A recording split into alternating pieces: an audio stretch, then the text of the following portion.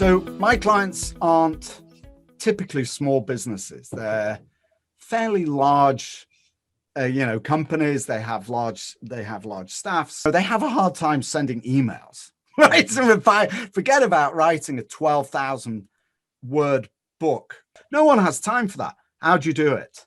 There's got to be good reason, because if you can't come up with a good reason why to do it, you're not going to do it, nor should you necessarily. So you've got to believe that this is a worthwhile investment of time, energy, and money.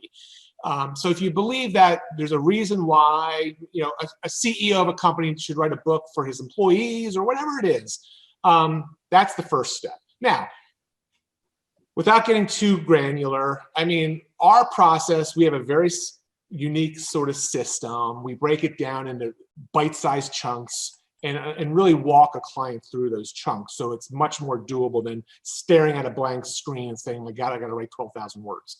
And it takes about our typical client about anywhere from about 8 to 12 weeks from idea to printed book.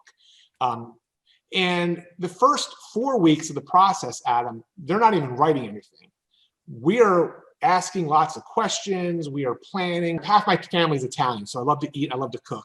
And I actually show it in the 100-page book. I talk about my Italian grandmother and her recipe cards. Well, we have a recipe card for writing these types of books. And it's step by step. Yes, we do encourage all of our clients to actually write their own books, shooks.